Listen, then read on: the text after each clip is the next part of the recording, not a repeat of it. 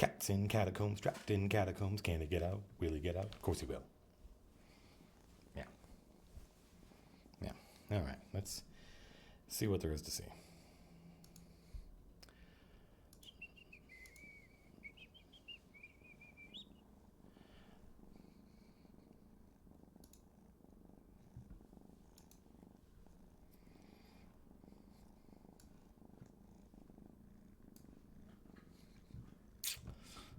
What are we looking for?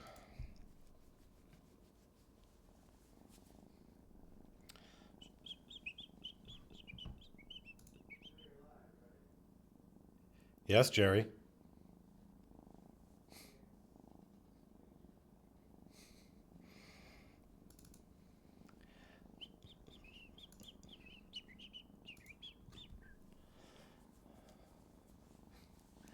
Hello, Carrie P.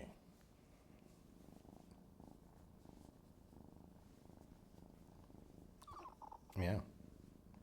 Meow. Meow. Meow. Meow. Cats in catacombs, trapped in catacombs. Can he get out? Will he get out? Of course he will. Let's make sure people know this is happening.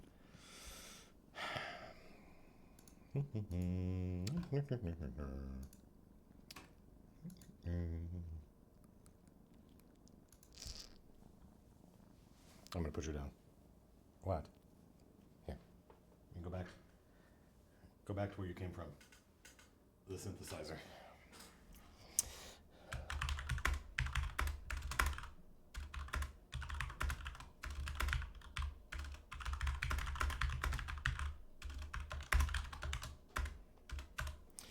I guess I should probably have put my players stay out of this, but they'll figure it out.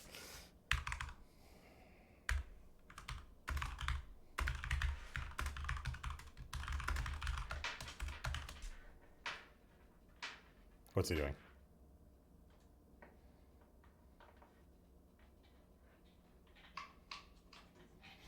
What are you doing, Tiny Cat? What are you doing? Are you playing with the moon? I'm the moon.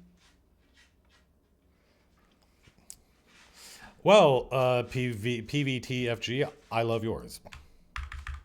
Let's make this big enough so I can read it. Hey, Matt, are musket rifles in the world yet? I don't.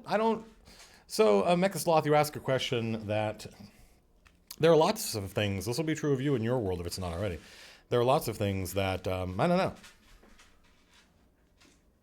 Tiny Cat, if you eat a screw, I'm going to be very mad at you. Although you will be magnetic at that point. It'll make it easier to keep track of you. Listen, stop. Oh my goodness. There's lots of stuff in my world. I guess I'm not sure there are muskets. There are cannons. I decided that very spur of the moment in the middle of the game. Something House Verona has a monopoly over. And it was something that I thought there weren't cannons in my game. I thought there wasn't really gunpowder in my world because it's not that subgenre of fantasy.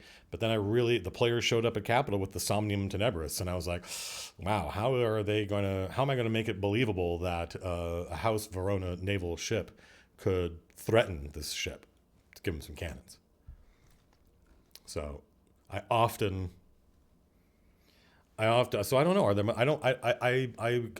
Big chunks of the reality of my world, I leave a vague cloud and unknown, and I maybe have an idea of how it works, but I haven't decided, and I don't intend on deciding until I need to. You are streaming this early. Yeah, Blaine, hey everybody, Matt Cobley here. This will probably get archived on the MCDM channel. Although, maybe, Lars, could you do me a favor? Could you close my door? Because I don't want you to hear this, because it's about you. Oh, yeah? Well. I'm going to take the cat then. Yeah, I guess you're going to have to. Yeah. Because Lindsay's coming over, right? Is she? Yeah, I think she's coming over to see the cat. Vincy Princey.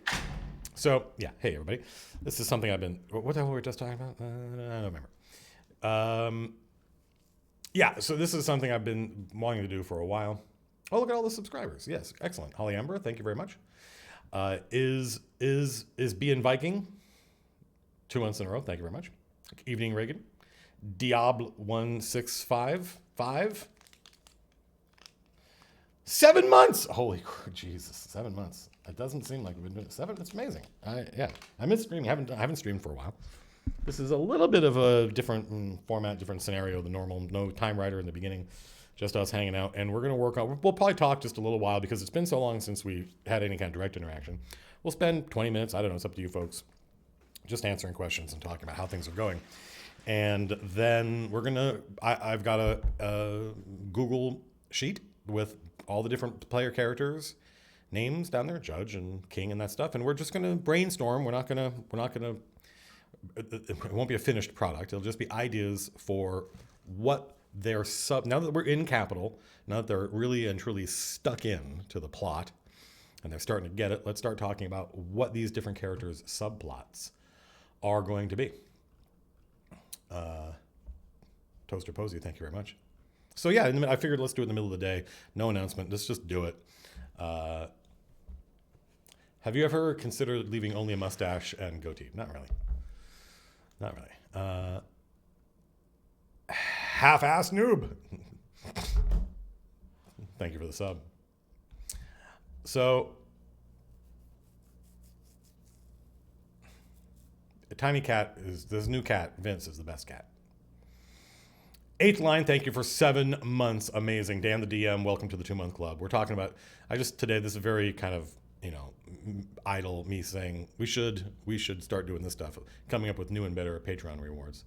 How do I feel about viewers taking inspiration from my content to make their own stuff? Well, I mean, that's the reason I do it, right?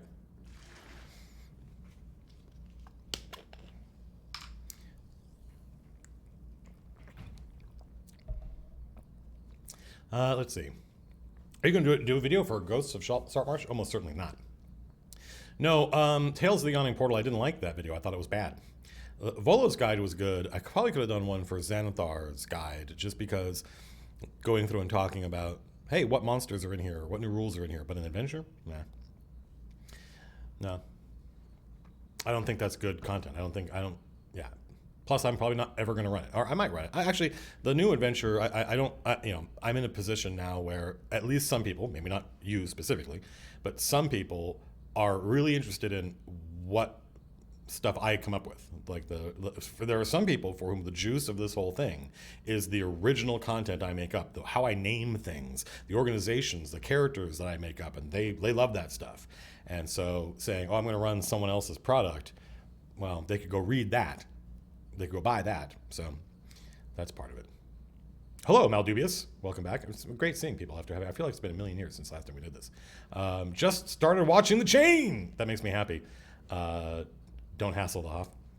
I'm incredibly proud of what we're doing with The Chain of Acheron. I think it's a great campaign so far. I think it has the potential to turn into something really amazing, but it's going to be a lot more work on my end, to really get the players to a point where they feel empowered to do things that they want to do. Right now, they're getting to react to things I put in front of them, but they're not getting to be proactive. I think the best heroes are reactive, right? John McClane does everything he could do, everything he can think of in Die Hard to avoid having to grab a gun and go kill people. I think the best heroes are reactive. Robin Hood doesn't become Robin Hood until the situation becomes so dire that he feels like he has to. So that's my job, to make sure that situation gets incredibly dire. But because I want that feeling of this is a complex living world, the city, the players need to feel like they can just decide to go over here and go talk to somebody and do something. So it's going to take a lot of work. And this is kind of part of it. Just a friend of ours who's been on Codenames before, not any. 7 months for Phoenix Bojangles. Joe Shershot, 6 months. Thank you very much. Wow, a lot of subs. Nilix, it looks like 2 months. Nerd. UC1B, thank you. Hack for free CBS. 3 months in a row. Makes me happy. Cata Clark, hello. A lot of subs. Keeper of Sight. Well, because we haven't streamed. People stream. More streams mean more subs, I think. How am I doing? I'm doing great. We recorded the war video. I don't know. It's read from a script. And I think it might just be, there was a point about 3/4 through doing it that I was like, I think this might just be a dry run. So Jerry is working on a temp edit of it that I'll be able to watch back and go, is this the real war video? I'm really proud of the script, and I want to do the script justice in my performance. And so if it were a podcast, it would sound better, I think. 5 months and a patron. Thank you very much, Blaine. That makes me very happy. Duncan Bloom, 4 months. Jack of Hearts, one of my all-time favorite Marvel characters. Will MCDM be at Gen Con? I don't know. It kind of depends on how well the Kickstarter does. The better the Kickstarter does, the more we can justify doing stuff like travel and whatnot. That's the reality of things, because those things don't generate revenue.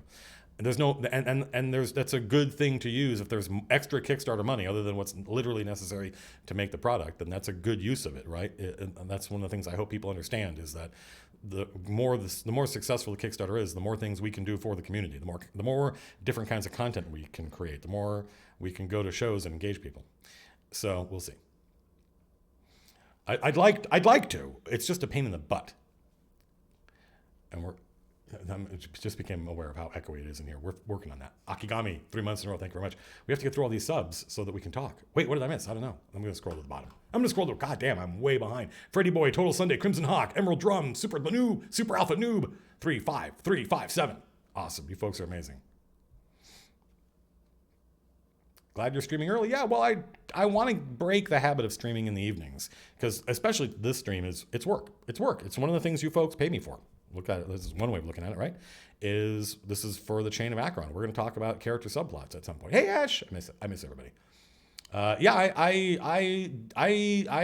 sad that we didn't stream, because our viewership is ticking up, and that makes me happy. Engagement is good, but it's also nice to take a fucking break. Aleph, no, I think Cheez-Its. We've determined here that Cheez-Its are the best. Although those little peanut-filled pretzels are pretty good. Have you expanded on the Higar and Pantheon a little bit? Lars has done some work on that. The Emerald Wind, Hobbs, White Rock, 4, 4, and 4. It's the 4-month club. Emerald Wind, Hobbs B, and White Rock. You're all the 4-month club. Or White Rook. I apologize. Will MCDM be at PAX Unplugged? Almost certainly. Grant, well, one of the reasons we're streaming now is because I was just conscious of the fact that Mike Merles thinks players should be proactive and enemies trying to thwart their plans. Well, I mean that private first class G, PVTFG. Mike Merles thinks players should be proactive. Well, we've had a discussion about this before live. I haven't done a video about this. I'm not sure how to contextualize it for a video, but I think most of the D&D that we consume, I don't mean products, I mean streams, is including the Chain of Akron, would be categorized historically as being very low quality D&D, because it is almost all reactive. And I don't know what the solution is. I don't know if there is a solution. It doesn't necessarily bother me. I'm loving the Chain of Akron. The characters are amazing. The stuff people complain about when they watch those first 8 episodes, how confusing it is, how not like D&D it feels, because they go to the Astral Sea and they hijack a fucking squid ship. That's the stuff that makes me incredibly proud that we're doing this. But it's all me deciding what the players are going to do. I totally have it in me to run a game, and this might be the next campaign we run, right? That is much more what you would now call hex crawly. Although we're now getting to that point where, like, back in the day, a hex crawl was this kind of game. Now, if you're only here in the spectrum of player agency, you would now be called a hex crawl. Now we're getting a little esoteric in this discussion. But I want the players to want to go into dungeons. I don't want you to do the dishes. I want you to want to do the dishes. Who wants to do the dishes? I want the players to say, yeah, we are all going to agree to go into this dungeon because there's treasure in here, there's magic items in here, there are character levels, XP in here, and I need those things to achieve my goals. I don't care what your goals are. That's up to you. I have my own goals that have nothing to do with Matt Colville or what's in this dungeon. These are just the resources I'm going to go use to do my own thing. So if that's what Mike means, then we agree. I have no idea if that's what Mike means. But I definitely think the reason I say it's kind of like low quality D&D is because all we're doing is I want to say very easily, in the sense that making games are easy. They're not. But a video game could be made, like a single player or a co-op game, a video game could be made of what's been in the Chain of Akron so far, and nothing really extraordinary would happen to challenge the fundamental design of video games. That is not true of the best D&D. The best D&D cannot be replicated in video games because no designer working on the team had any idea the players were going to want to go do this thing. I had no idea this player was going to decide to go join this evil organization. That wasn't possible. That wasn't possible when I designed this, but you decided you want to do it, so I'm going to create the content that supports it. That's the best D&D, and I think that definitely MCDM has it in it to run that kind of game. But it may also just take the right players, right? Different players want different things. Different players want different things. There's nothing wrong. I don't think when I say low quality, when I say low quality D&D, what I mean is when D&D is at its best, what is it doing? It's doing things that no other kind of game can do. That's my opinion. Another way, there are other people who say when D&D is at its best, it's the most engaging story, okay, or the most emotional, or the greatest degree of emotional connection between you and your character. Fine, I don't disagree with those things. My opinion is that when D&D is peaking, when it's doing the thing that only it can do, it's because the players are deciding what happened. What do we want to do? Not choosing from a list I put in front of them. That's easy to do that and make it feel like it was the player's idea. No, I mean literally the players decide, I am going to go resurrect this dead god. And the DM's like, oh, right? Anyway, that shipping update. I'm glad that's everybody, no one likes that the Kickstarter is so late. Nobody likes that. So we share everyone else's frustration or I should say disappointment. We are disappointed and we get incredibly frustrated because it's ours and we want you to have the books. But for us, it's the flip side of that is, wow, this is really interesting for us to actually learn this stuff. It's tense. It gets really tense because sometimes we don't know, are we going to be able to solve this problem? We don't know. And when it starts to look like the answer is yes, then we can relax a little bit and enjoy the process of learning, not just learning, but mastering new things. And going, now we have all these shots in our locker. Now we have all these things we can do that we couldn't do before. And that empowers us. So, yeah. Pardon me. Are your Astral Sea adventures indicative of spell? I don't like Spelljammer. So what you see in my Astral Sea and my Somnium Tenebris is me interpreting that stuff.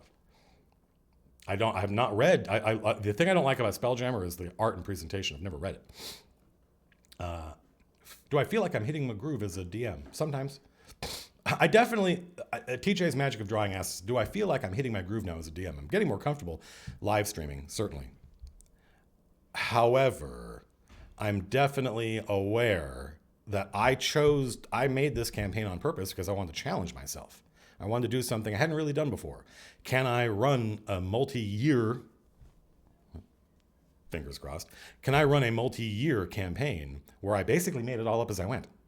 And I didn't spend 6 months ahead of time reading all these different adventures that other people wrote and mastering them and seeding them in my world. And that's a challenge. And so what I'm feeling like is I'm kind of learning how, like the library job, I think, was a bit smoother, shorter, a bit smoother, maybe not as interesting, that doesn't really have anything to do with this, as the Underdark job. Because the Underdark job was kind of the first time I threw together a adventure, just five encounters. I think it evolved a little bit, just 5 encounters. And there were some things in there where the players felt like, what was the point of this? They even said it, not Tom, but Tom was like, well, why did we have to do that? That was weird. I was like, I didn't do a good enough job of contextualizing this monster, this encounter. Library job, I felt like took less time for me to create and was a little bit smoother. Maybe not as cool because it wasn't the Underdark. That's just as flavor. That's just the paint. But so stuff like that makes me happy. James Werlemer, Paul Pico. Hey, it's Paul. Hey, how's it going? 7 months. Yeah, Paul, of course. Yeah, D-Beat Tropunk. Love your content. I love yours, D-Beat Tropunk. Grant Gravity, this community loves you. So anyway, I just talked a lot and I haven't read any chat. So I'm going to scroll through here. My day was fine, Ash. I hope yours was good. Look at all these subscribers. Baconator, Kylar. I can't name everybody. I'm sorry. If you were somebody who the reason you're subscribing is because you want to hear me go, thank you. I'm going to miss it. I'm going to skip it. I apologize. But I also don't mind if somebody's like, well, the juice for me is that recognition and I'm not going to get it. So pass. I get it. Well, I don't mind running a player down or even 2 players down. How many players do we have now? 6? I don't mind running 1 or 2 players down as long as we're just dungeon crawling and it's just encounter after encounter. Or it's downtime. It's downtime and Anna's gonna get the prompt to use timeshare 1970s computer jargon lingo. I almost said jingo lingo. Jingolingo. And then Lars is going to get the prompt, and then it's probably just going to go boop, boop, boop while they're off in the city doing their own different things. You will probably see something like that. So Phil not being around, great, perfect, awesome. Except he's going to be like, hey, I missed my downtime. But when it's something like the next hour of play, probably, might take longer, but definitely in-game time is going to change the city forever. He needs to be there. How you feeling? I feel great. I did see that, Rock Me Spasmodeus. That makes me happy.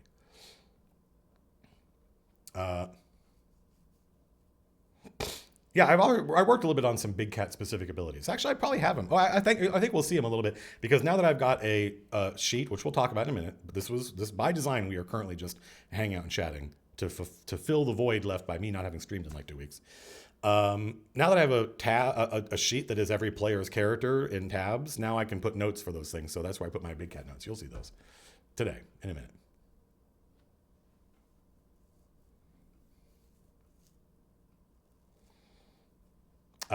Tiny Cat is no longer, or I should say New Cat. Tiny Cat's Tiny Cat. New Cat is no longer Ajax.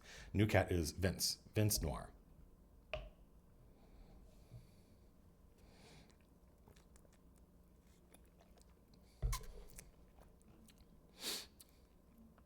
Excuse me, I've got a, pardon me.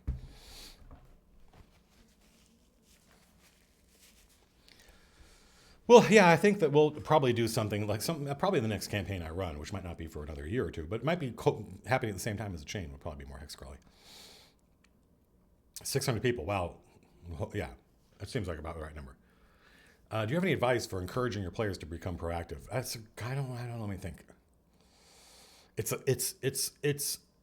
I don't know. Like no one ever encouraged us to do it.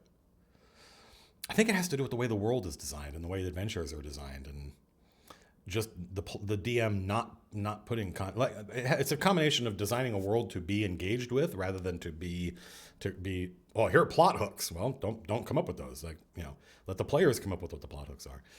And also it has to do with setting the expectations of the players and letting them know you're not going to have fun. This would be in the campaign pitch doc, right? Level of agency. Like you're not going to have fun unless you have ambition. Ambition is the most, I would say, for me, my personal enjoyment as a dungeon master, I love, like, for instance, Matt O'Driscoll. I think everybody agrees he adds a lot to the game. And so we could talk about just that kind of player and why I love having players like Matt at the table. But my number one most important quality for a player is personal ambition. I have run a Funhouse dungeon, and I enjoyed it, and I would do it again. Scrolling down, 3:30. I am 8 minutes behind. I'm just going to have to scroll to the bottom. Will future games potentially change your player lineup? Absolutely. I think, yeah, absolutely. I did see that, Ash. I thought it was great. You know what? I 100%. So you folks are going to see this next Wednesday night.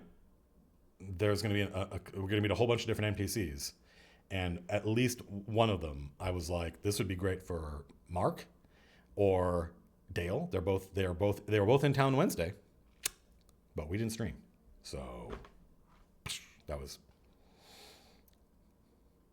Well, the new Teddy, we probably could have written twice as long an update, just covering everything that's happened in the past couple of weeks about VAT and GST and shipping and all that. But I wanted to only put the most interesting stuff in front of people. We're also going to do a whole series on the design of Strongholds and Followers, because there are things I want to make better in Strongholds and Followers. We play tested a lot, but a lot of the play testing was me putting my design in front of the testers and the testers saying, okay, here's how to make this better. And because that's what we asked them to do. That's what we asked them to do. Like let's not debate what's the best way to do this, because that becomes impossible to manage. If you have 30 playtesters, you're going to have 50 different opinions about what's the best way to do gemstone dragons, because it means something different to everybody. So you're like, here's my design for this. What do you think? But now it's out in the wild, and I'm seeing that there are some things that are working really well and some things that I don't think people are engaging with. And that means the design needs to be revised, and I have ideas for how to do that. So that's one lesson for the next book is probably need more time. Or more man hours. Because that can be having other designers working for us and working with us. It must be super stressful to have shipping issues and people wanting the book. This is going to surprise you. What's stressful is not knowing what's going on. That's stressful. Ignorant, because and then once you start working the problem and you go, okay, I think we understand this, we can see a way through, then it feels a lot less stressful. It's all about feeling like, do we have power over what's happening, or are we at the mercy of other people? There have been times in this process of getting this book to you, making the book, getting it to you, where we have felt like we were hostages of other people that we had no control over, got no communication with. That is quality of life impacting stressful. Hitches in our get along that cause delays, we hate that, but our attitude is, we got to figure this out anyway. We're going to do more of this. We want to do more of this. We want to make more books. We want to make other games. We want to make other miniatures, outside the context of a Kickstarter, maybe even. So we need to figure this out. And it's fun to learn things. It's one of the reasons I started this company, is because I wanted to learn a lot. It's fun to learn things. It's the one thing that'll never let you down, is learning something. How did it feel not playing last night? We played last night. We played Red Dragon Inn. I had a lot of fun. Have a Magical Day. Yeah, I have a whole chunk on that Kate Bush song. I have not seen the Picard trailer. I do not like Next Generation. How do you feel about Treasure Planet? Is that the one with is it Michael J. Fox and James Garner? Because I think I like that. I do. I actually, it's not just that I don't like TNG. I think it is a terrible, terrible show. Like, incredibly consistent in how badly written it is. A lot of other good things about it. Casting. I think casting's great. Acting's really good. I don't want any gods in my world, but I don't want to get rid of clerics. Well, there were, you could look up henotheistic, look up the Hopi, there's all sorts of different ways to represent celestial powers that would not be considered gods by our point. Who was the artist doing our city map? I do not know his name, but I'm super looking forward to it. I'm glad Rodero Quest. That makes me happy. Will OD be leaving the party at some point? No, he's permanent. Well, thank you for the bits, Mindslayer. Yep, player misalignment, player dungeon master misalignment is one of the biggest problems. Sci-fi game, Stronghold rules, that makes me super happy. That app's amazing. It's not impossible that I would end up at Strategicon this weekend. I'm just not sure what I would do. I would be happy if the chain went for 2 years. So how many sessions is that? I don't know. Somebody was saying if the chain goes for 45 sessions, I'm like, I feel like we could make it 45. We'll see. I don't know about that. Whoa, Steve Voss. Whoa. That makes me happy, Langs Rita. I'm glad if that's the legacy. If that's, I'm doing more and more research into how other people online play D&D, because I do not consume. I don't watch other people play D&D. I only a week ago hooked up a television in my house for the first time in like 3 years, which was a whole story. So yeah, I don't consume a lot of TV content. I'm mostly a go to the movie theater kind of guy, or listen to music, listen to vinyl. I listen to a lot of vinyl these days. Of course I fucking do. And what I'm starting to understand why people who tuned in the first stream were like, because I've definitely played with other people recently in other groups where we sat down to play, and the first thing they started doing was they were all talking in character, and I was like, what are you doing? It's not time for that yet, was my reaction. Like, are you really going to do this for the next 4 hours? Is do everything in character? That's ridiculous. It would be like, are we really just going to do nothing? I love having sessions that are all role playing, right? But even those sessions that are all role playing, I'm not spending 100% of that time in character. That would be very weird. I don't run D&D because I run D&D because I want to be a game master and I love D&D, not because if I want to control everything that happens, I go write a novel, right? So it's that kind of stuff is weird to me, and I get if that's your experience, that everything that's done at the table happens in character, then this is not the stream for you. But and people think that my way of doing things is old school, and maybe it is. I have a very specific idea what old school means when it comes to D&D. And to me, D&D is always going to be some talking in character, some talking out of character, some rolling dice and killing things, and a mix of all that. So I get why people, now that I've watched more people play, I'm like, oh, I see. They're basically all acting all the time. I wanted to be an actor when I was young, and when I got that out of my system, I stopped. If I hadn't got it out of my system, I would probably be trying to be an actor right now. I've never wanted to DM for that reason.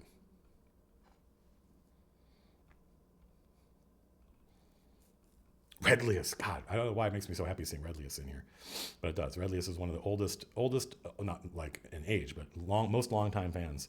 Is this going to be on YouTube? Yeah, probably. We'll probably have to edit all this part out.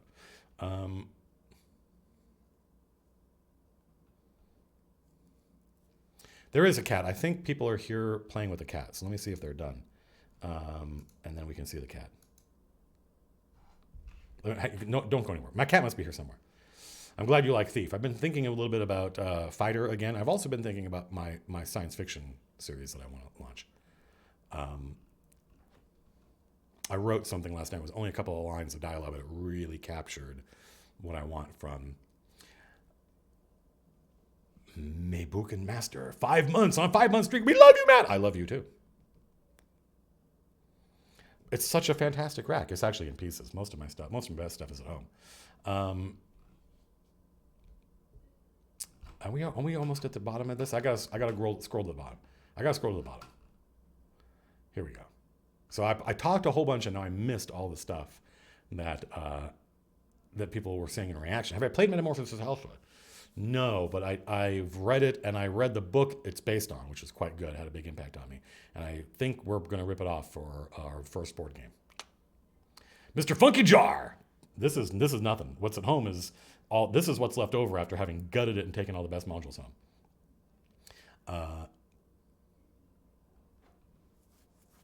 Yeah, I mean, it's different. I'm glad there are other styles out there. I just think it's a mistake to label the all in character all the time as new school, because that has been, I've watched people play like, when I was in 1983, I met people who played like that, and I don't play with them. Those people were not that's as old school as anything. It's as, there's like go read. There was a great RPG net thread from guys who went when they were young. They went and met Dave Arneson. They just went to the dude's house and said, "Would you run D&D for us?" He went, "Sure," and he ran the entire game from behind a screen. That's immersive. I get really frustrated with people online who talk about this breaks immersion or that breaks immersion. I'm like, motherfucker, you're rolling a D20 and adding 7 to it to see if you hit an armor class. Don't talk to me about immersion. That train left the station a million years ago. No one, it doesn't matter how many Die Hard movies you make, you're never going to see John McClane stop and have to roll a D20 and add 7 to see if he hits Hans Gruber's armor class. So let's not talk about immersion, doesn't it? Right? But if you're just sitting there and the DM is doing all of the rolling, all of the rolling, and then describing what you see and hear, and then you're just talking about what you want to do, and you say, I do this, and then you hear the result, that could be intensely immersive. I mean, it would almost be like VR, in the sense of like, literally all I have is the things I have said I want to do, my actions, my character, my dialogue, and then the DM telling me what happens. How many casts do you have now, too?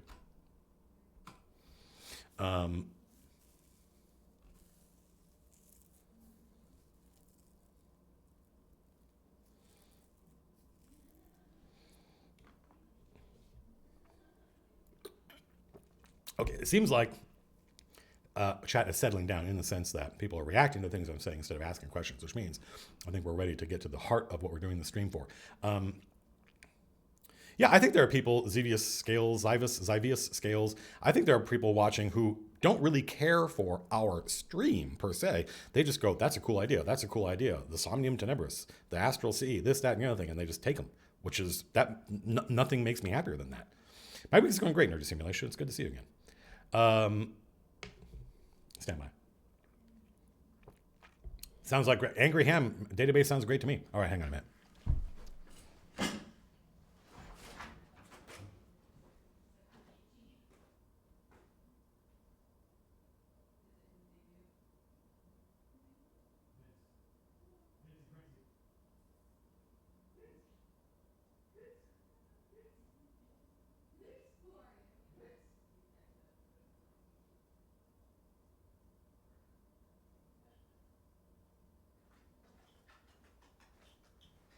Princey, I did a rhyme.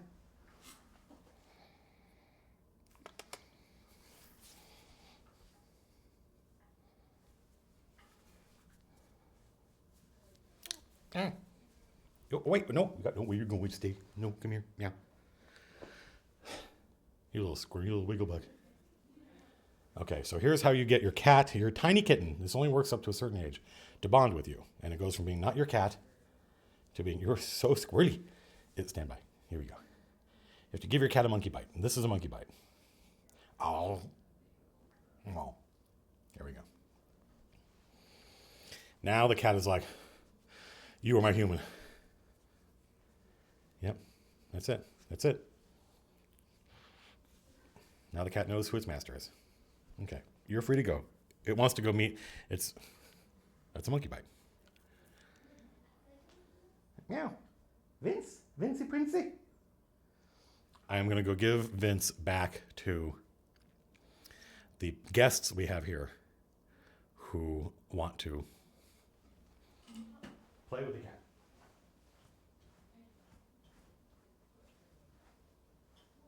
Meow.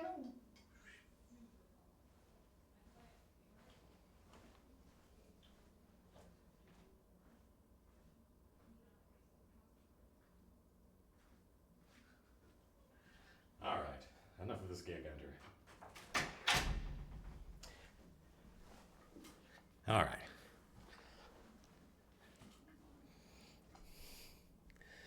Okay. All right. So, hello, Wolf Gauntlet. So let's see if we can get our shit together here. Let's bring up. So the purpose of this stream is because I did not tweet this, which is probably good because we're only now getting to the subject of this stream.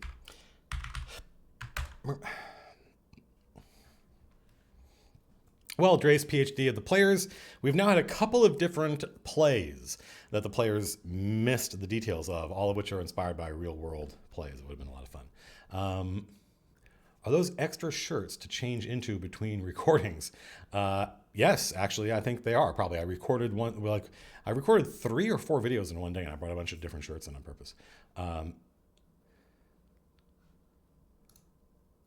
Vincey Princey. All right, so where is, here we go. So, all right, so how do I make it so you guys can see this? There's probably a button here in either O or B or S. Is it display capture? And then does display capture have to be like up here? Yeah. So now you guys cannot see me, but we can fix that. Let's move this over here. Let's move me. Actually, let's move me to the front. And let's make me tiny. Make me tiny and shrink me down. Shrink me down! What was that? There we go.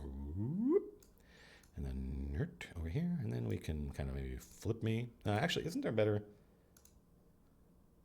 There we go. Yeah, look at that. Hello.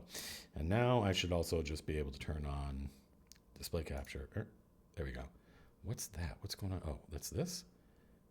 How about if I put this up here? It's going to change. So we don't need this.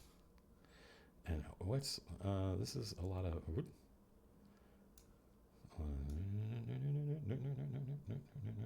there we go. And actually, I guess you guys can't see the bottom down here. There we go. And actually, we could probably make me bigger because we're not going to need all of this space. It'd be great if I'd worked all this out ahead of time, but sometimes you just got to go for it because if you wait to work everything out ahead of time, that means you'll never do it. It's probably an important lesson there. Can I also now just kind of go like, we don't need all of this, and we don't need all of this, and we don't necessarily need all of this. And then we can make this a little bit bigger. There we go. Hey, how's it going, everybody? Bright green ninja mage. That's awesome.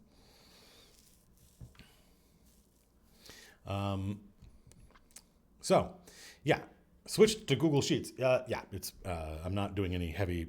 I'm not doing any like Visual Basic or anything like that that would require Excel. How mythic legendary do you like to try to create your player subplot? I don't even know what that means. I don't know what that access is. I base them on the characters, not on a metric of epicness. I saw you were streaming and decided it didn't need sleep after all. Well, sleep's important. All right. So, this is maybe a very short stream, but I just want to write down some notes That's it. We're just making notes. We're not actually going to have a finished product here for each character regarding what is their subplot. So King, I don't have any notes yet. I haven't really started on any of this. Judge, let's see, what do I have here for Judge? Judge, I don't have anything. However, I can tell you right now that Judge's subplot is going to have, there may be more than one, by the way. It may be independent or they may thread together. But what do we know about Judge? Judge is a tiefling. What do we know about tieflings in the world? I know that there's an enclave of tieflings in Capital. So it's going to be, and they're all basically like, if you've watched Alien Nation, they are often homeless. And they are in a ghetto. Okay. So let's call this the tiefling subplot. But also, I think Judge is going to have the Illrigger subplot. And I'm just going to write down what I think about each of these. Let's bold these. Bold. So what's the Illrigger subplot? Well, the Illrigger subplot is the fact that Judge is a member of a order of knights. Judge is a legit noble. Currently a Marquis of Hell. And that's just like being a Marquis in Capital. That's, in fact, if Anna wanted to, Anna could get a lot of juice out of that in Capital. They would be very happy to recognize her nobility. So the Illrigger subplot is Judge meets another Illrigger. Now the way I have, and I can't wait for that, that's going to be epic. The first time Anna meets another Illrigger. Hello, Hazy Mooncat. Well, I just didn't stream last night. I didn't take time off. I'm not on vacation by any stretch of the imagination. I think that rhymed. Vincy Princey, I made a rhyme. I say that all the time now. So meeting another Illrigger is going to be a big deal. And I like the idea that this Illrigger is probably going to be, charismatic. Get along with Judge. We'll see. I could throw all this out. Probably another flavor of Illrigger, yeah. And, but definitely, what do we need? We're dungeon masters. What is our job? What is our responsibility? Well, I appreciate you watching, Soul Solus. Correct, Blue Lone Wolf. Conflict. So let's have this charismatic new Illrigger. I love the fact. It's the one thing I have left people with. It is the awareness that is the dungeon master's job to create conflict. So how do we do that? The setup is, look at this awesome new NPC character. They get along with Judge, and then they come into conflict. Over what? Probably over hell. The politics of hell. Over Asmodeus. Over one of the Devil Lords.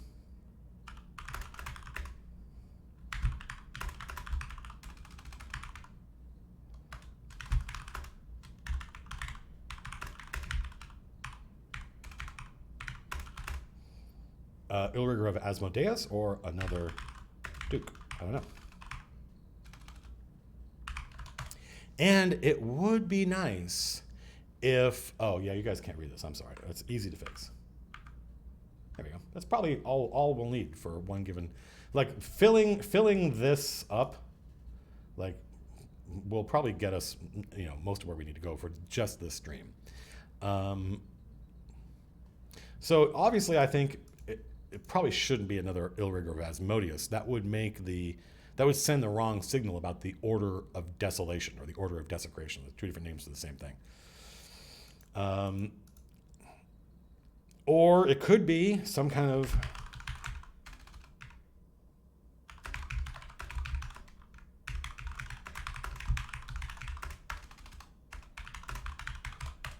probably going to tie into Leech's subplot, maybe.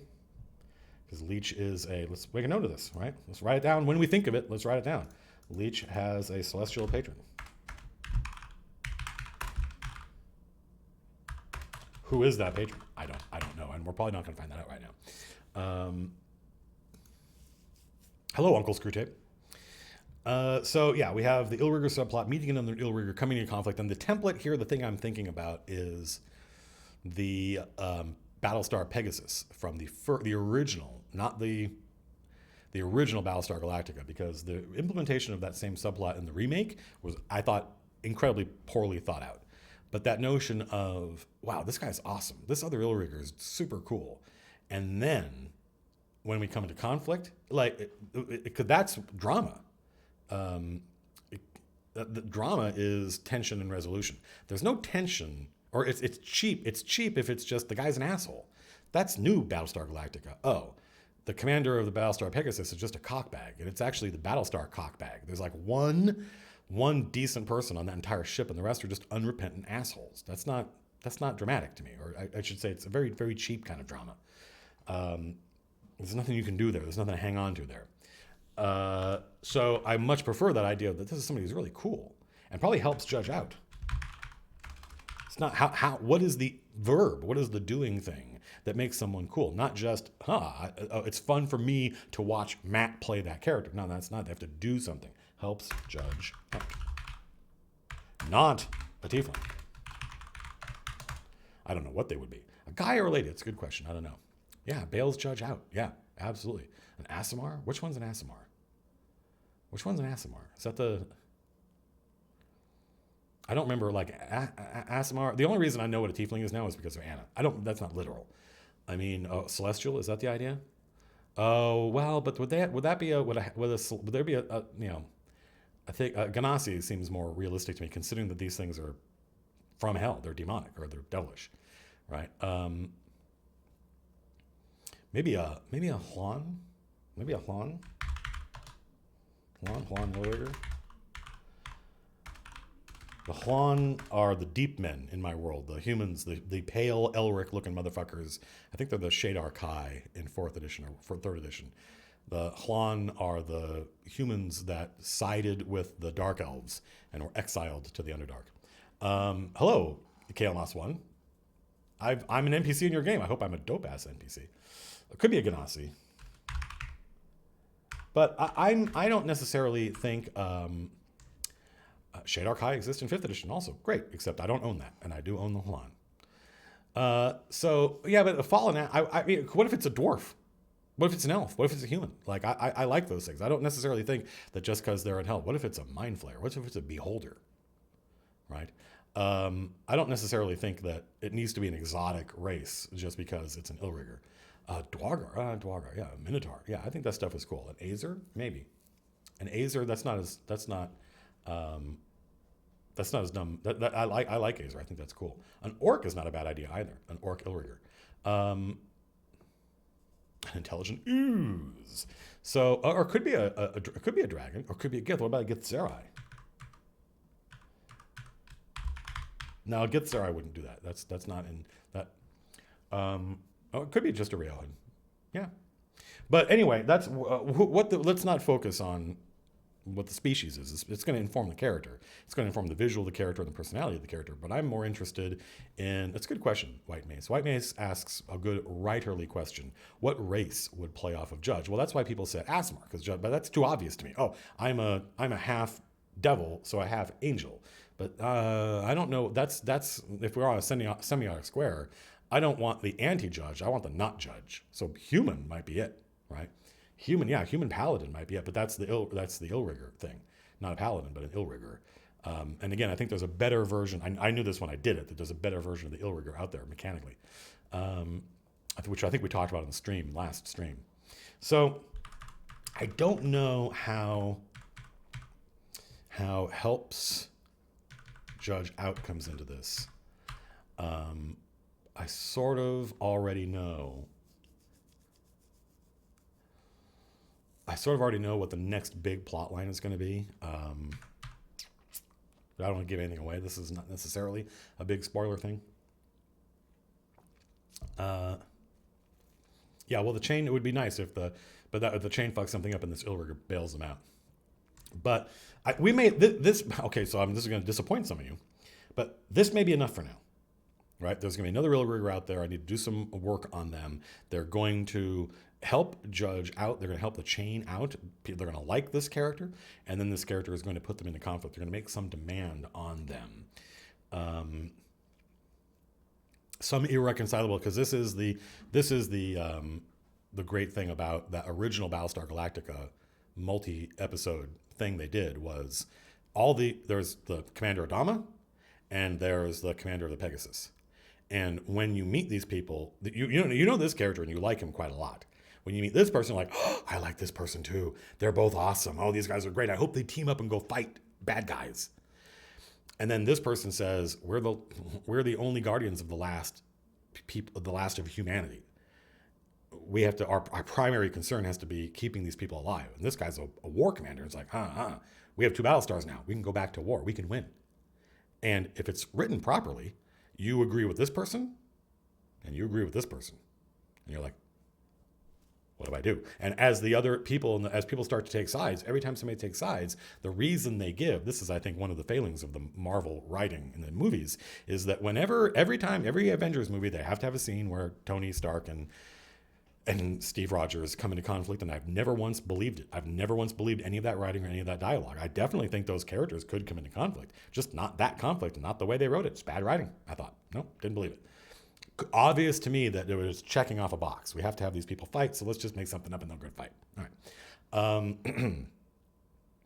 So that's what I want, is I want that feeling that this is a real conflict between these characters. It's going to be tricky if we can do it, if we can pull it off. It might be nice to have an actual human being play this character, for one thing. So what are things they can come into conflict over? Well, this is an answer. This is a question I think you all can very easily answer. So let's delete this, because I'm not a tiefling we're going to keep. Not a tiefling, but I don't know what. And I can make a list just like anybody else and then go down the list and figure it out. But they're either going to come into conflict over the Lords of Capital, who rules, or they're going to come into conflict about Ajax.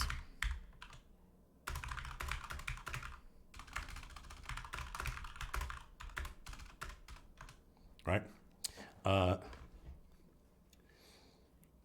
Like EQ1B, MQ1B, as I hope I said all the words in the right order. 100% believe those 2 characters would come into conflict. Absolutely. It just needs to be written. And there are several Marvel movies that I watch and I'm like, that was not bad. Could have used a writer. So yeah, I definitely think there's conflict to be had there. Those 2 characters would definitely not get along. So yeah, so I don't know what it's going to be. Lords of Capital rules, or it might be down to the next adventure, which is going to be about the wards.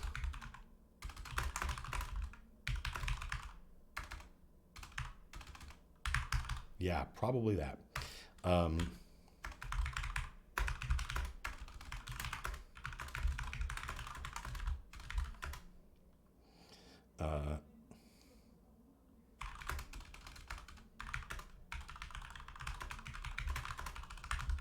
Man, I hope I can. This is going to be one of those. I've done a couple of streams. Not every stream pays off. Not every time I sit down.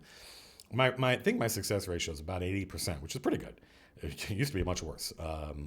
But I sit down. I have an idea of how I want things to be, and sometimes I stream the design of it, and then sometimes I use it. Sometimes I don't. I throw it out. I'm like, this isn't going to work. So there's no promise that these subplots are. I guarantee you we're going to meet the Silverrigger. Whether or not this ends up being the subplot the Silverrigger becomes a part of, I don't know. I never know, and I always reserve the right to, in the moment, completely go in a different direction, because that's who this character is and that's how it feels. So I apologize. I apologize if you feel like you're investing your time now in something that you're going to see pay off on the stream. That's not necessarily true. The goal of this, the reason to stream it, is just so you get to see someone else's thought process. Not even necessarily mine. My thought process is not privileged, right? It's just another point of view. And if you're a new dungeon master, just seeing a second example can be hugely useful. I do not mean to hold myself up as in any way better in my problem solving or even identifying problem than anybody else. It's just giving you a second example. That's all. So this is, I think, pretty good. Judge wants to use, I don't know which ward. I don't actually know what all the wards are yet. But it's going to start becoming relevant pretty soon. Judge wants to use a ward to do X. That's a good idea. Person who just docked, who now it went by, and I saw it's gone now. Yeah. What if it's over the tiefling? What if it is another tiefling?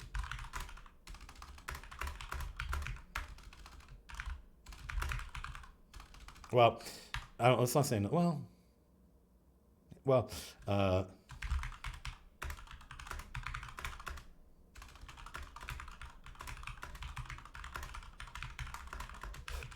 would be pretty. That would be maybe a bit convenient. Okay. The Ringwell subplot is this subplot. It's not going to be a subplot. That's going to be the plot. Well, Quaresme. I think those 4s are A's. I hope that my voice is in some way useful. So, what's the tiefling subplot? So, tieflings. So, this is spoilers. Leave now if you don't want to get spoiled on what's going to happen. Leave now if you don't want to be spoiled on what's going to happen. Take their souls back to hell. That's not a bad idea. That's not a bad idea, you guys. Oh my God. Oh no, you people, you missed it. You didn't miss it. You inspired me. You would have got there on your own. You would have got there on your own.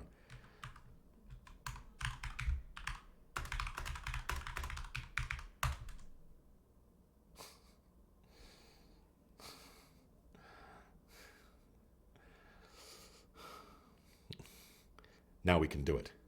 You and me, the chain, we can succeed where the Lady of Fire failed. We can retake the city of brass. Screw capital. What do you don't care about this city? Do you even care about this universe, Judge? This isn't your home. This isn't your home. And the person and where your home is being ruled by a tyrant, and your people are in exile. Look at them. What could they ever be here? They will always be lesser here. But in the city of brass, they could be kings.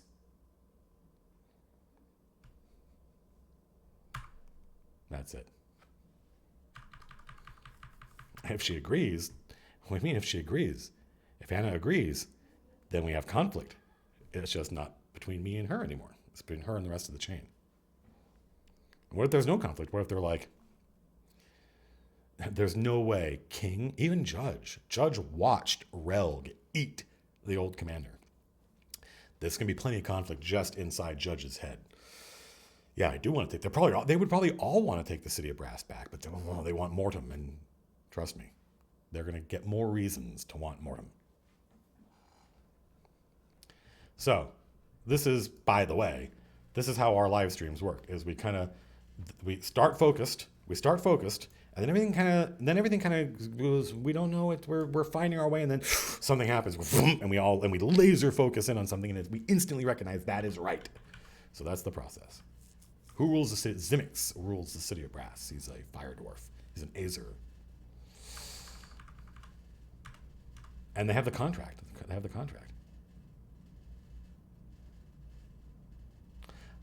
Yeah. Retake the city of brass. So the tiefling plot. So the tieflings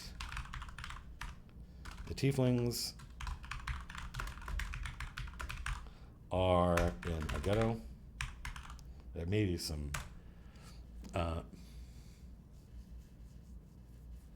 It's just, so what's the secret of this? If you're watching this and you're like, that was cool, that moment where Matt went, oh, and then what he wrote down is cool, and I think that's cool, and I want to see that happen. How did he do that? You might not even be asking. It may not be obvious that there is a how, but there is. And it's literally just the process of world building.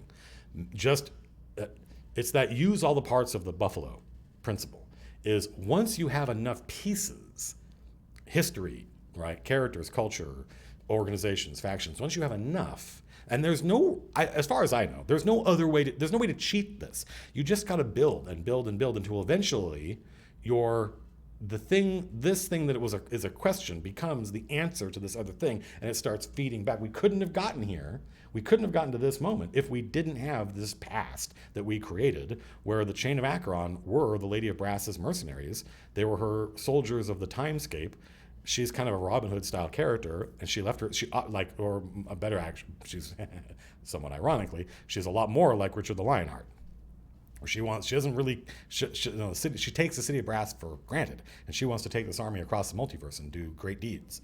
And meanwhile, bad things happen and she loses. So we couldn't have done that if we didn't have that world building ahead of time. So that's the benefit of just the work. It's the work. You've got to put the work in and go, I got to make stuff up and make stuff up and build and build and build and build and build until eventually this thing over here that was not designed to be an answer to any question becomes the answer to this question. That's all. That's all. Ginger ponytail, man. I hope you have a ginger ponytail.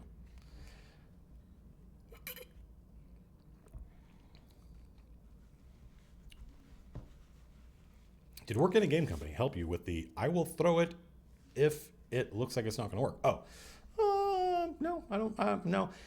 No, being a writer, I think that just leading a creative life is the process of learning that sometimes the process is the goal, not the result of the process. And so even if I didn't use any of this, doing it is important. No plan survives contact with the There's that great phrase, no plan survives contact with the enemy. But there's a better quote about the same thing from Eisenhower, who said, I've never met a plan that was worth a shit, but I've never regretted a minute of planning. The act of planning, this is true in tactical war games, this is true in everything. The act of planning works out the same muscles that you need to improvise solutions to unforeseen problems. So going through the process of how do I solve this? How do I solve this? I'm going to plan, I'm going to come up with an idea, Even if I never use any of those, what I've done is I've worked out these muscles so that when crazy shit happens and I have to respond to it instantly, these are the muscles I use to solve that problem. That's all. I've never met a plan that was worth a damn, but I've never regretted a minute of planning. Is this how you always outline? Yeah. My novels, I actually use Microsoft Word and its outline function.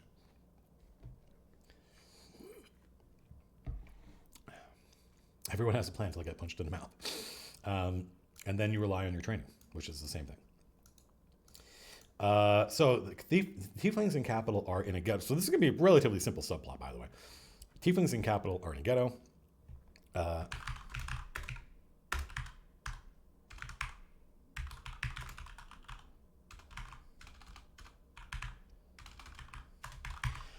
thinking about redlining, which if you're an American, you should know about. I assume you do. But this is not as bureaucratic, but they're denied the rights.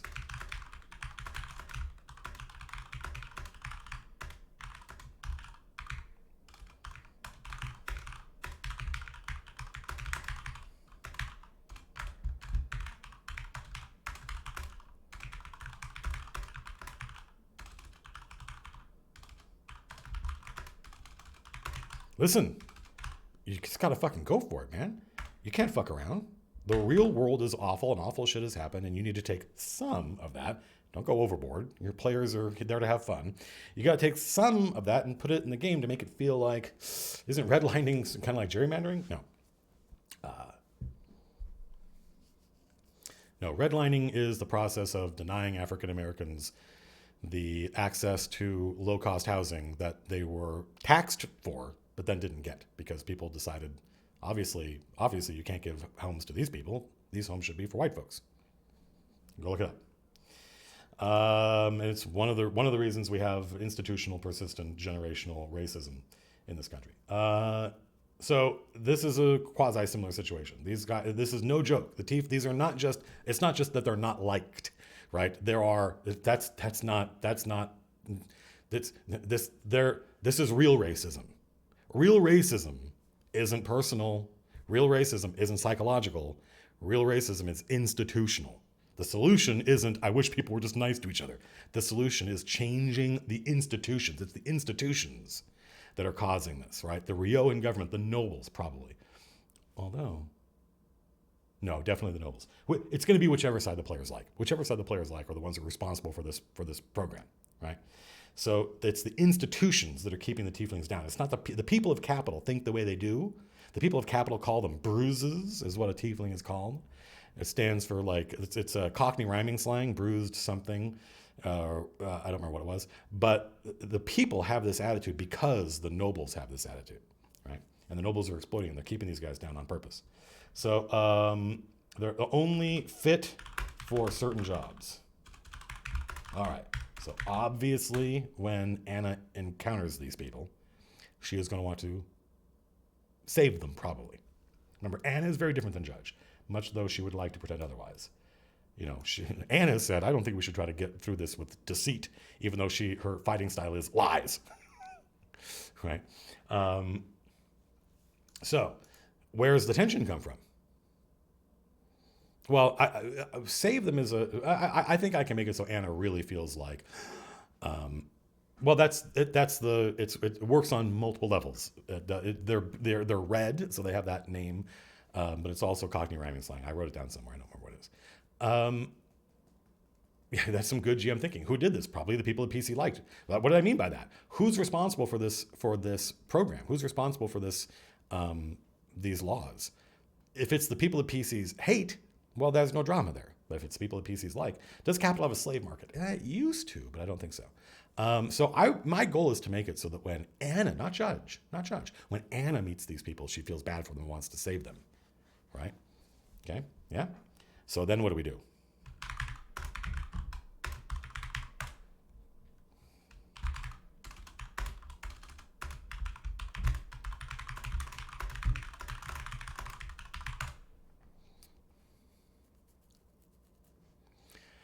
Right? So they blame Judge specifically for the fall of the City of Brass. So when I've known this since before we started playing. So when she finally meets them, they're gonna spit on Judge. I don't know. A Squibster 101 says, how does she get in good? Meaning he. How does Judge get in good with them? That's Anna's job. That's not my job. That's Anna's job. So first, they are her people. They are Judge's people. Right? And Anna is free to imagine that Judge considers himself above. That I'm an ill rigger before I'm a tiefling, or I'm a member of the chain before I'm a tiefling. Perfectly reasonable things to think. But my goal is to present them in such a way that makes them feel like there's great injustice happening here that would make Anna, not Judge, make Anna angry. And so then when she's like, oh, I want to do something about this, they don't spit on Anna, they spit on Judge. Judge is the one that failed them. Judge is the one that betrayed them. And Anna would say, wait, that's not what happened. Wait, that's not what happened. And she's right. Judge it was the Lady of Brass who's responsible for the fall of Alloy. The Queen of Fire is responsible. They're the same person. The Queen of Fire is responsible for the fall of Alloy. Judge was one of the ones. Judge went to the chain and said, you need to understand that Zimic is bringing an army of fire dwarves here and he can win. And they went to the Lady of Brass and said, we have to stop this. And she's like, the fire dwarves? Are you joking? No, we don't have to worry about them. And they're like, we're not gonna sit here and watch these people die because anyway. So how does this manifest itself? Well, we're not going to make this person up now. We got 5 other tabs to do. We need a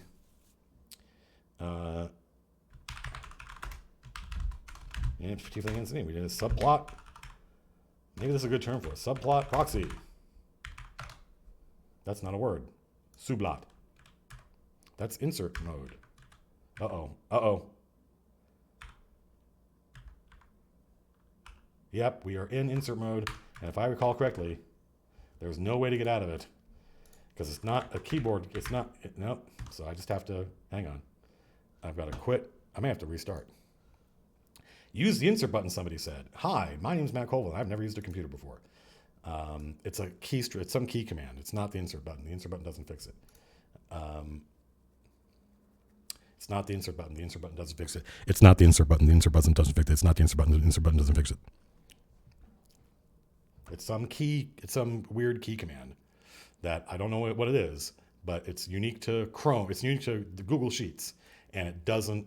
And unless maybe if I hit that, I don't know what key command I hit. It's a control something.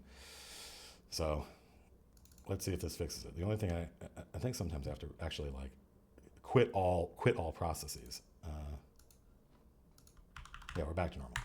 All right, we need a tiefling NPC sub. I can't believe people were like, it's the insert key. Yes, that is the function, but that's not the problem. Subplot proxy. So what is a subplot proxy? A subplot proxy is somebody that is the person that they can meet and talk to as a personality, an attitude, and a visual, an aesthetic that represents this subplot. This is not a term that I just made this up. A subplot proxy is a person whose job is to... My window's off. No, my window's fine. My window. Oh, this window's off. Yeah, I thought you meant my window, my me window. Of course it's off because I just had to restart my thing. Yeah. I don't know why I thought it wouldn't be.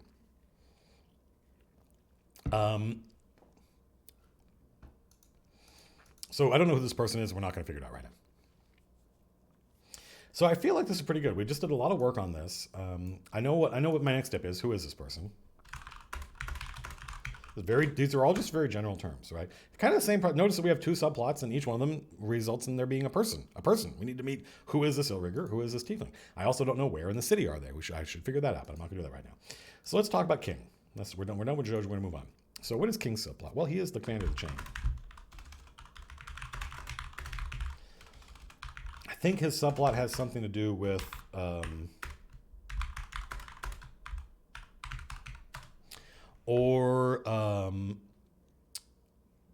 the Church of Higara, or the Empress. I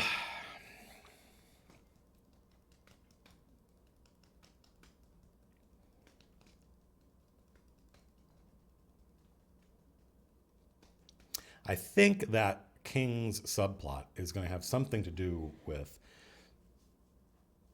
fulfilling the contract or not. That would be great for Lars, and it would be great for the commander. Right? Is some crisis. Well, there are a couple things. This doesn't seem likely to me. I don't think it's going to be a crisis of command, but I think it's going to be.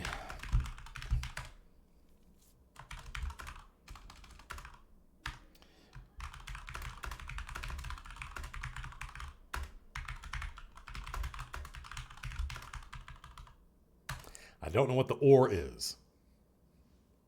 Right? I don't know what the or is. Forced to make a choice between fulfilling the contract or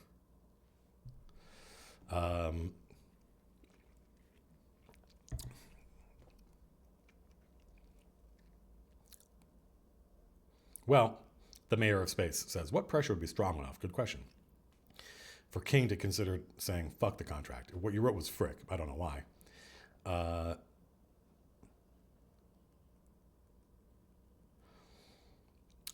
I can think of a couple of things, but one of them is certainly it wouldn't be the destruction of the chain. He would be perfectly happy for the chain to be completely wiped out in the process of. Well, that's a good question, Ash. Yeah.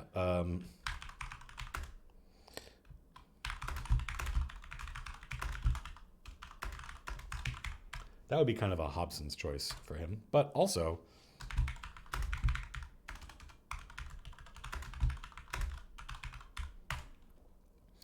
What if the choice was between killing Ajax and killing Mortem? The contract says kill Mortem, right? But what if Mortem comes to him and says, work with me and we can stop Ajax? That would be very unexpected. I don't know how that would work, right? And that may not make any sense. If I needed it to be work, yeah, Commander Pepper. If I needed it to work, I would have to make sure that everything was above board. That Mortem was saying, "I know what you're thinking. You're thinking this is a trap," and he would say, I'm not saying it's not a trap. I'm saying this is here's the problem. I don't know what the problem is yet. But if Mortem said, here's the problem. Ajax wants to do this, and if we don't stop him, then this, that, and the other thing's going to happen. And if you don't believe me, you've got to. So here's the way you do it, right? Mortem appears before them. The last time this happened, he was when Slim. This didn't happen on stream, but when he appeared before the Gith and gave them the power to overthrow their Mind Flayer masters, he was a hologram. So it would be nice if this may be very late in the campaign. This gets to they're going to have to meet.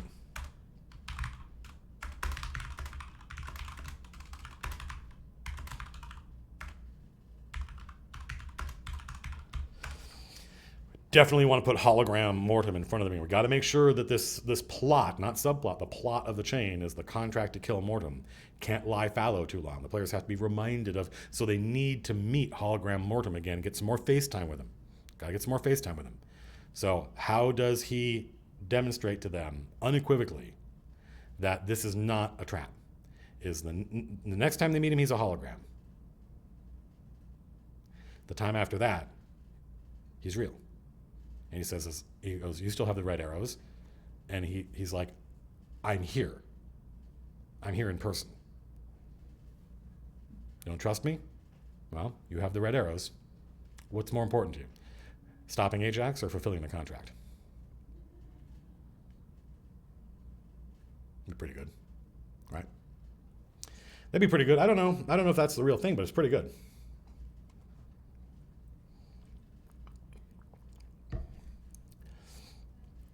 Right? So that would be like, if you don't believe me, don't trust me, fine, kill me.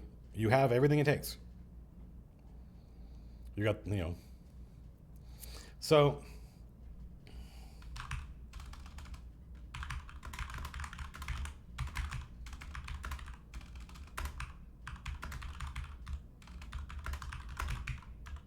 anyway, I don't know why that would happen.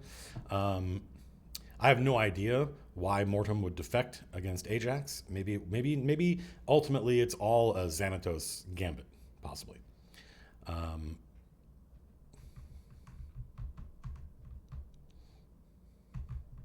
Well, I think the most important thing to King is completing the contract. So it's the King's subplot is going to be his personal decision, not what does the chain do, but his personal decision. Do I do this or not? That moment. Yeah, probably he would. Yeah. Rock me Spasmodeus, I do, but I'm not willing to divulge that in the context of this. So there could be a crisis of command. It could be something to do with the royal family of. I need to know more about King's backstory for this to work.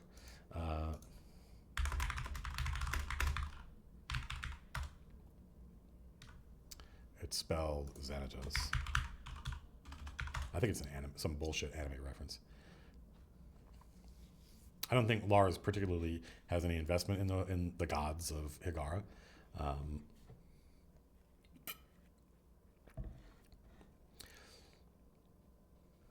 Well, there you go. It's from some bullshit American. This tells you I have not had lunch. I'm looking at my cat's food. I'm like, oh, munchies.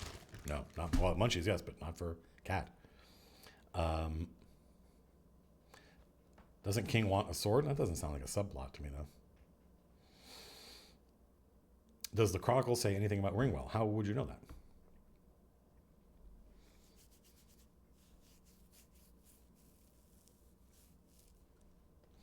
So, yeah, I think a crisis of command could do it, but I don't know what that would be. It might be too complex to cover in the context of this, but something where the chain have to decide, that would be the result of the subplot, not the subplot. The result of the subplot would be somebody like Judge calling a vote of no confidence in the commander because he was going to make a decision that the players didn't agree with. So that's the tricky thing, is maneuvering Lars into a position where he has to make a decision, and that's this whole thing, right? Is forced to make a choice between fulfilling. I like freeing the old commander's soul. I also like the idea of time travel.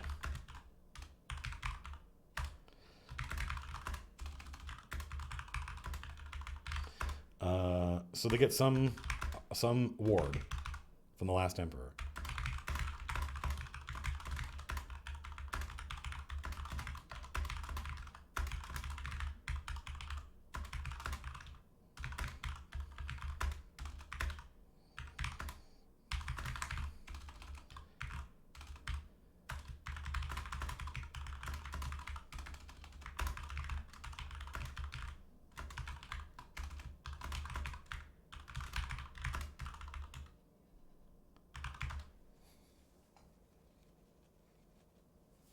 What book is it based on? It's based on a book I haven't written yet.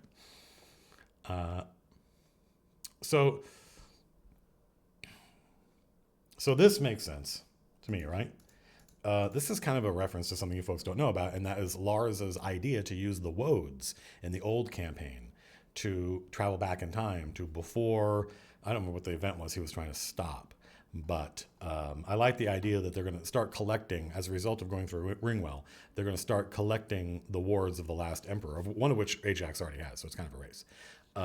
And they're going to get some ward. They maybe have another couple of wards, and they have a choice to either use it to kill Mortem and fulfill the contract, or go back in time. I love that. I love that idea. I'm going to screen a call. Hi, the person you're calling is using a screening service from Google and will get a copy of this conversation. I think only once have I ever had somebody actually start talking after this, and it wasn't. I can absolutely change your life for the better if you like it. I'm going to give you access to a short, pre-recorded message that will show you exactly how to put $10,000 in your or more in your pocket in the next 14 days. Report as spam. That was pretty fucking cool. That was neat. Watch this. That was awesome. That was a good job, Google. I mean, don't get me wrong. I could use $10,000. The wards are super powerful items, I think. I don't think they're all connected. If you know me, then you kind of know what they're stolen from. Well, the Jade Hand is a ward.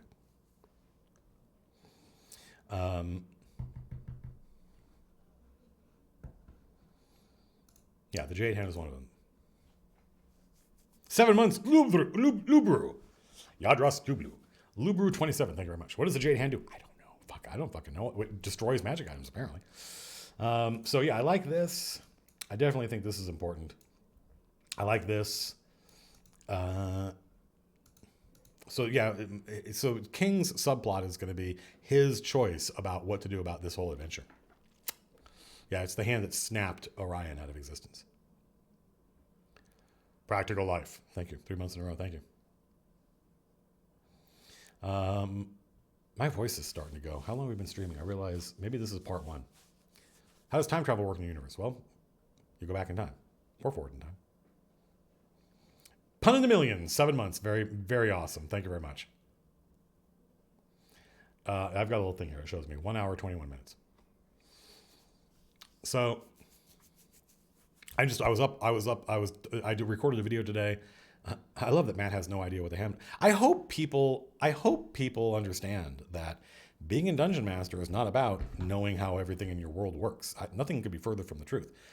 I don't even really think that's possible unless you build a world incredibly slowly over a long period of time.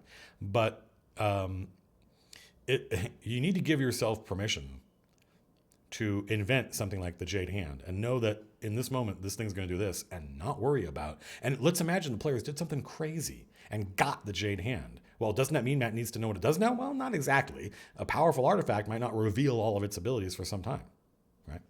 So, yeah. Allow yourself to just have a cool fucking idea and stick it in your game and worry about what it does later. If you think that you have to do, if you think you have to do all of this work, then you're never going to get there. You're never going to finish. It's never going to be done. It's always going to be in the way. Ooh, Uncool-Aid. Somebody gave you a sub probably last time we streamed. Yeah, Bilbo. That's literally true, Gunnar V. That is literally true. Bilbo got the ring before Tolkien knew what it did. Will your time travel change the future? Probably, yeah.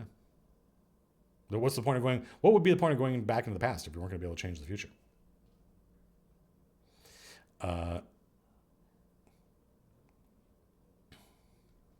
Ajax is not a wizard, so knowing his true name wouldn't be a big deal. I still don't know what the ring does. It's a good question, equivocal physicist. Well, it makes you invisible, for one thing. It also enhances your will. It's a will corruptor, basically. Is Ajax a paladin? I don't know. I don't fucking know. He's whatever he's going to need to be. He's whatever he's going to need to be in order to beat the shit out of the players when the time comes.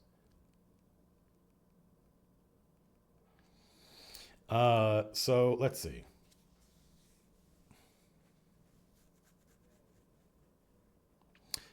Well, but Vitae already died once. I would love that idea. I would love it if the players, yeah, Mortem is a wizard. His true name would be very valuable, but there's no one, I don't think it's possible to figure out Mortem's true name. I don't think that's possible. That's not that's something that probably even Prospero Alvaro, probably the greatest wizard in Capital, can't do. Is Tiny Cat in here? Oh no, I put Tiny Cat back out there. So I don't think we're gonna get all these done today, but I don't want to stop yet. Are you anticipating an actual showdown with Ajax? Yeah. Fuck yeah, I am. Fuck yeah. Otherwise, what was the point of that setup? Oh, I'm glad you liked it, Drathan Bolak. Yeah, I mean, yeah, that's one of the things. Like, it's not impossible. It's not impossible that MCDM would not end up in the retail space, but it would have to mean we'd have to believe that there was a really good reason to do it. So let's see. Let's talk about Slim. Let's talk about Slim's backstory or his subplot. Okay, all right. Listen, folks. This is some real spoilers about to happen. So please, please, please stop watching if you don't want to be very badly spoiled on a huge dramatic moment that is coming up. This is not a joke. I want you to consider what the value of the live stream is to you. If the value of the live stream is watching these people play D&D live and the drama, then you're going to ruin your fun right here. You're going to ruin your fun at this moment. And it takes a look good. I really want people to be like, wait, what's important to me? Is the chain of Akron important to me? If so, then pull the ripcord down and get out, because this is going to be big. All right. So,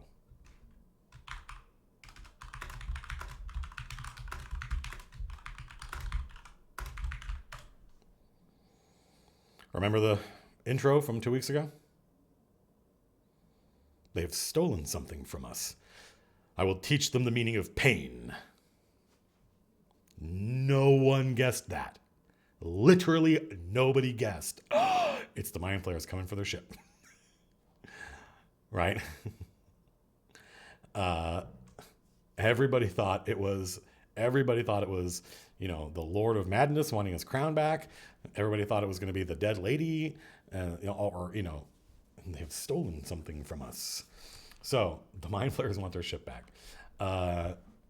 That's it. We might be done. I don't know if there's going to be any more of that. But I would also like Slim to meet some...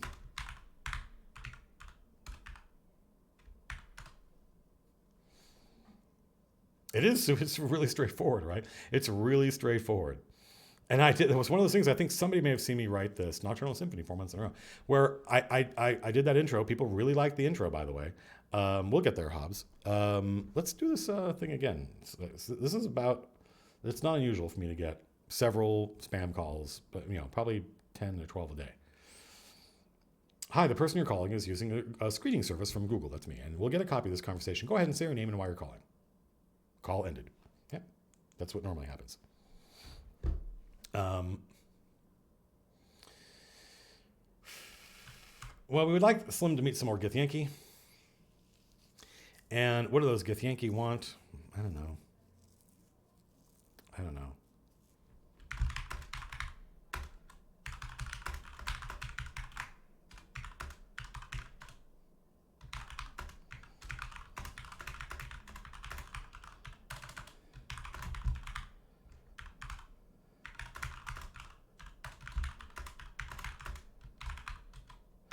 I don't think this is it, but I definitely think it's...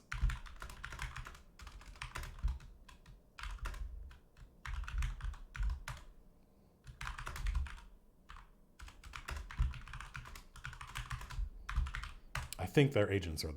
I think that person that was saying, I will teach them the meaning of pain, is an Elric-looking motherfucker, is a Juan. I did not. Dune Haijo.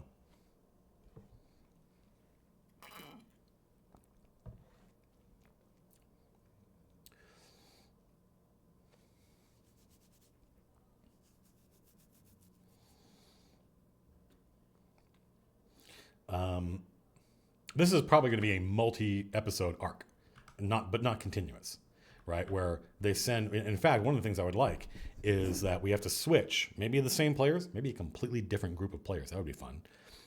Although who, I don't know. A completely different group of players running the junior officers on the ship when this dude shows up and tries to steal the ship. and they're grossly outmatched. Like, this is somebody who's going to be a threat to the senior officers. What happens when it's the junior officers and they've got to do something crazy, right? And so, yeah, the Mind Flayers want their ship back. Slim versus the Mind Flayers. The Mind Flayers using the Huan, so this dude shows up, tries to take the ship. I'm trying to think of what some cool plot twists in there could be. I think Dale would be great. I would think Dale would be great for Two Shoes, but she lives on the other side of the planet. She might. I tried to talk her into moving to LA because I think it's. I don't know if it would be. Yeah, I think that knowing what she wants to do with her life, it may not work, but LA would be one of those things that.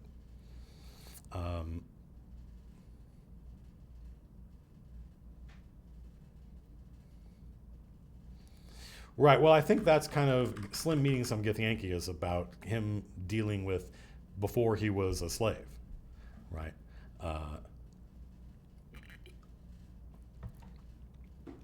That's not a problem. When do actors get to play their own characters? Some of the most fun I've ever had playing D&D was playing other people's characters.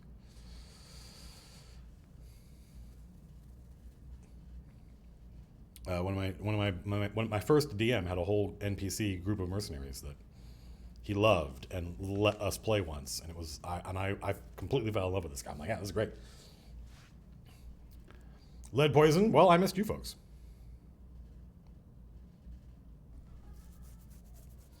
So,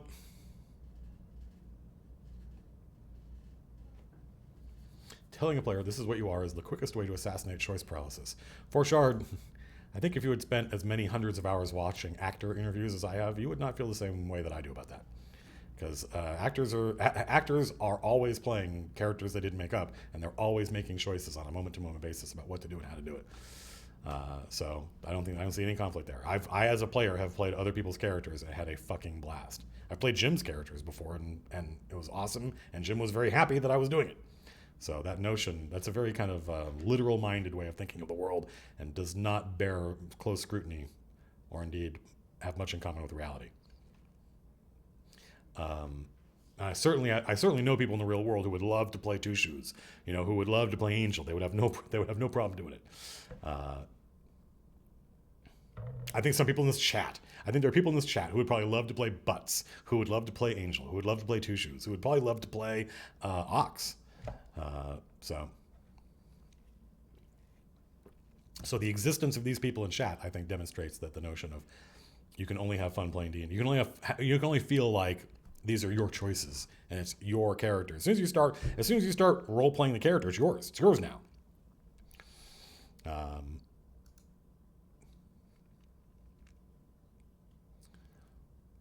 that's right, Grumbles. I forgot about that.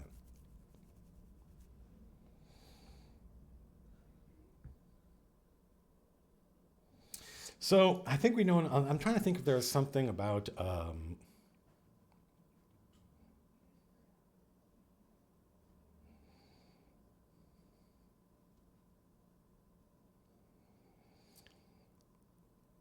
I would be very surprised if. I don't imagine that. Yeah, not everybody who's cool wants to play D&D, and there's nothing wrong with that.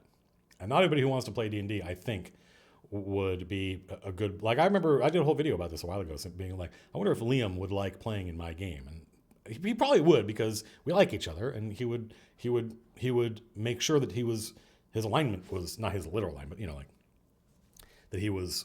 Oh, this is the kind of game Matt runs. I will play in that style, and I will have a good time. But otherwise, I don't assume that just because I like somebody or that they are cool, that either A, they would like to play D&D, or B, that they would like to play with me. I've definitely met cool people who want to play D&D, and I'm like, I don't think our styles are compatible. An old enemy from Slim's past. Well, that would be kind of, I don't know, like, I'm trying to think of what is going on now, like the things that matter to Phil. Phil loves the lore of the Gith, right? And like having a Gith Zerai enemy.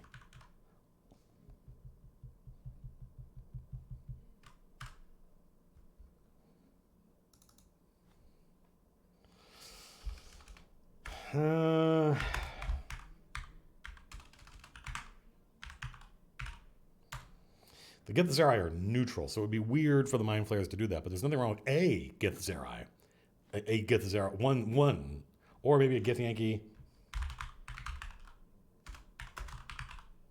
Right, the Gith Yankee version of what's his bucket, the Gith Yankee version of Mandrake the Betrayer, right?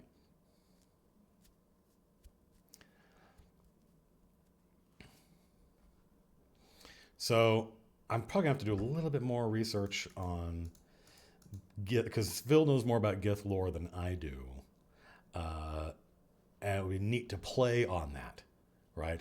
And he knows what the Gith Zerai are, so that helps. But the Gith Zerai are neutral, they're lawful neutral, and they're psionic, so they wouldn't necessarily work for a Mind Flayer, but it would be neat to meet one of those guys. Remember to pack up your stuff, that's funny. Was Slim captured and sold to the Illithid, or was he conquered by those from the boat? I believe they were conquered. So...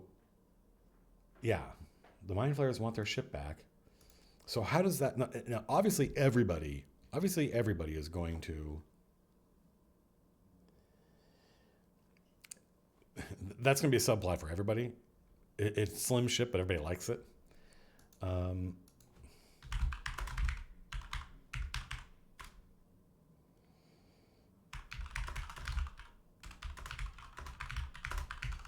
Using the navigator's personal... let's just try.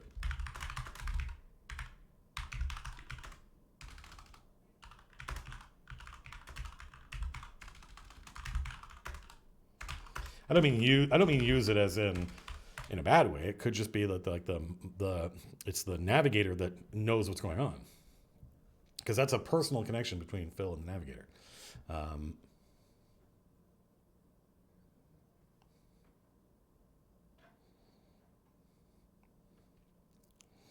So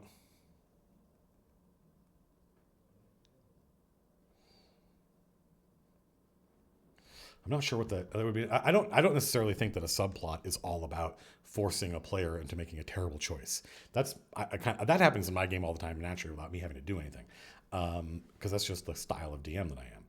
But I think that there's got to be a way to link the history of the Gith, the nature of the Gith Zerai, and the Mind Flayers wanting their ship back together and bundle it up. I just don't know what it is. I don't need to figure that out right now. It's okay not to know the answer to everything and just be defining the scope of the problem. This is definitely going to be a surprise, right? The players all went back and watched that intro that I wrote, that I then acted out. I didn't just write it. And so they all think the same thing everybody else thought. They're going to be really surprised by this. That's going to be cool. I just want to make it feel personal to Slim. And it might just be, we have to kind of...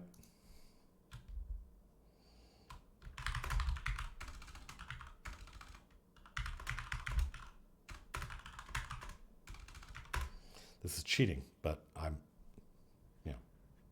all of Dungeons and Dragons is lying for 4 hours, and there's not actually dragons.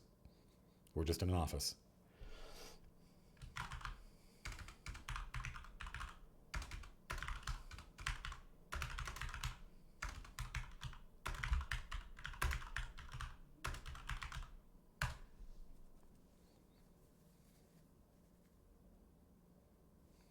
Right.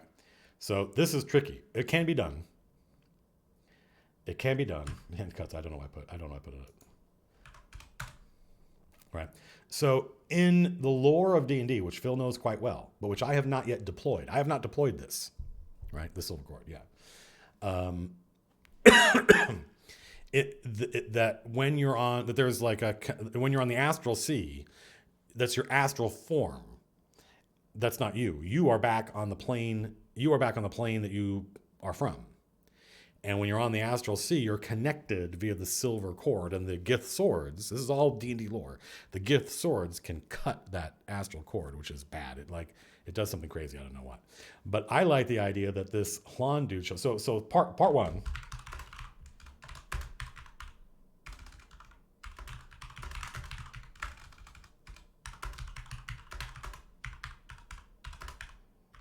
was going to write is rebuffed, but I could just write fails. I could just use English.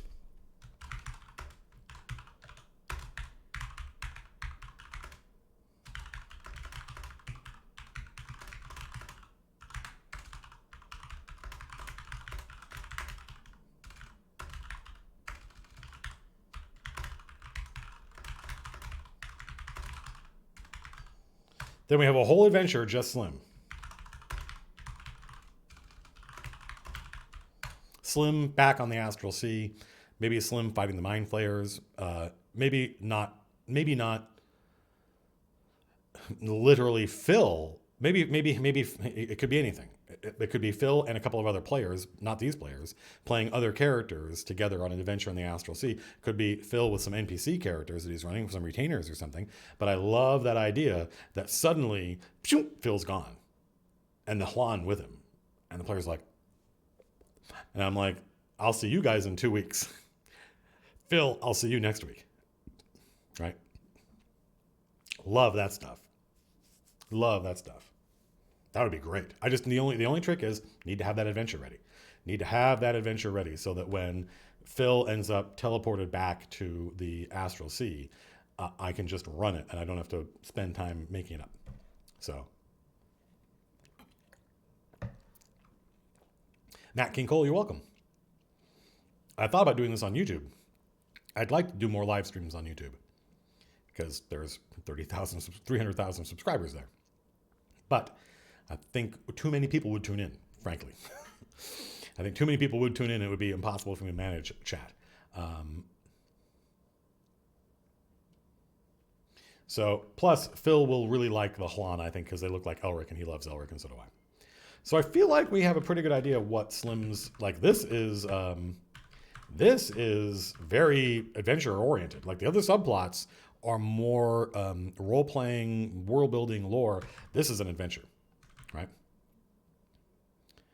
I think that we would probably have double or triple this number of people if we were on YouTube, and that would be kind of crazy. So I feel like this is a pretty good stream. We got 3 of the characters done. We'll do another stream, maybe tomorrow, maybe next week, figuring out what the rest of these guys are. And is there a way to protect your silver cord? I don't think so. I'm sure there is. It's D&D. There's something for everybody. But I love it might not be literally his silver cord. It might be something that I have to make up that's similar to that. But yeah, I love the idea that a Hlan shows up, and now it's like basically Banish. That would be easy. Especially the way I run Banish.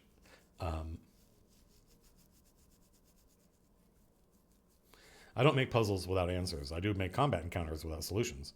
But if I make a puzzle, then I typically know what it is.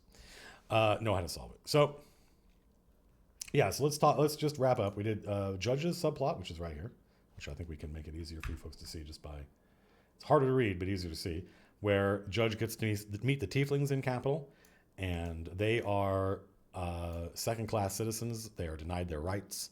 They are forced into a ghetto. And then Judge, ideally, or it won't be Judge necessarily, but Anna wants to do something about it, but they hate Judge and blame him for the fall of the City of Brass. He meets another Illrigger, and the Illrigger says, between you and me, you have the chain. The Illrigger probably has his own company. Between you and me, we can retake the City of Brass. That's going to be fucking dope. I think that's going to be awesome. King is going to have a crisis where he has a choice between either fulfilling the contract and killing Mortem or working with Mortem to try to kill Ajax. We might be able to do better at this. This is pretty high level. But I'm going to go read more about Lars's backstory and see if I can. It might just be I throw all this. I might keep this and come up with something else that's more personal for King. But this is pretty personal for both the King and Judge. I love the idea of going back in time. This time travel thing of we have a choice to either use this to complete the contract or go back in time and unfuck this whole situation. Are you killing off a few chain members every few episodes? I have not. The chain, all the people that have died so far, it was the player's idea, or it was my idea and the player agreed to play along. We have not yet had a character die because through the normal course of play. So body count actually so far literally 0. No bodies left behind. Oh, they meant the foot soldiers? Oh. No, just because I want it to feel like this is the nadir of the chain. This is the smallest we've ever been. That's all. Also, every once in a while, it's like, well, there need to be consequences for these actions, so some of these guys die. That's all. I think this is it. I think we're done. It's 5 o'clock on my time. Good time to stop. We streamed for an hour and 44 minutes, and that's a real hour and 44 minutes. We weren't doing world building the whole time, but we did a whole bunch of chat and talked a bunch of stuff. And my voice, I was talking a lot yesterday, and then I recorded the video today. I'm not sure I think I may need to re-record that video because my voice was kind of going. They went from here to, I love that, Commander Pepper, very, very clever. So, and I do feel like those of you who are interested in the process of writing and the process of adventure design and campaign building, I do feel like there were a few moments here where we had some real insight and sparks, and that's I think the best we can ever hope for. So thanks for hanging out, everybody. I will try to let you folks know a little earlier in advance when we're going to do this again, because we still got Boots and Copper and Leech. Well, let's see. Hang on. Let's see. Boots, have we written it? Copper? Hey, look.